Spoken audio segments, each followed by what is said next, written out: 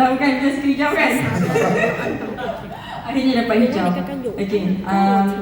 Kak Liza nak cerita sikit je. Sikit je. Masa tu tahun 80-an, tahun 80. Okay. Abah cakap macam ni dengan Kak Liza dengan adik. Nanti Abah dah kaya, Abah nak bawa kau jalan-jalan pergi Hawaii.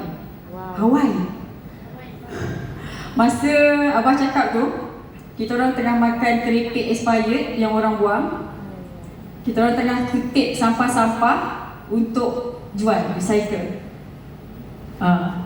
Boleh bayang tak? Kotor, kotor, busuk kan? Itulah keadaan kita orang duduk dekat Felda. Dan dekat Felda tu, kalau setakat tengok kawan-kawan mati sebab rempit, mati sebab dadah, itu biasa. Tahu?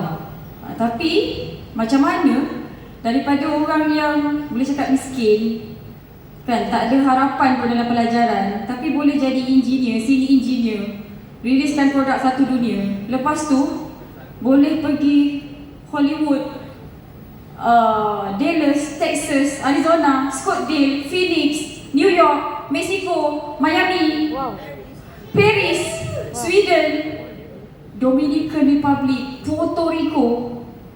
Kan? Tadi Abah cakap dia nak bawa tapi dia tak bawa pun. Siapa yang bawa? Forever. Siapa yang bawa Kak Liza? Forever. Yang bawa Kak Liza. Nak tak macam ni? Nah. Alhamdulillah. Okay. So Alhamdulillah semua impian tak sangka dapat macam ni. Okay. Jadi hari ni ada yang baru pertama kali datang bina kan? Betul tak? Siapa nak berdiri kat sini? Angkat tangan. Masya Allah. Buat dia besar sikit pasal. Okey, Kak Liza doakan Allah Ya Alim, Ya Hakim, Ya Rashid angkat darjat kita semua sekali, bagi kita kebijaksanaan memilih supaya hati kita sentiasa kekal dekat forever, sebab kita nak tolong ramai lagi orang kat luar sana. Sebab kerja kita banyak lagi, kita nak laksanakan impian Sifu 30 CBM tahun ni dan impian Sifu 100 CBM insya-Allah. Terima kasih banyak Sifu. Terima kasih kepada Abang Berong. Terima kasih kepada adik-beradik DOI. Thank you so much. Thank you so much. Terima kasih kepada AUC.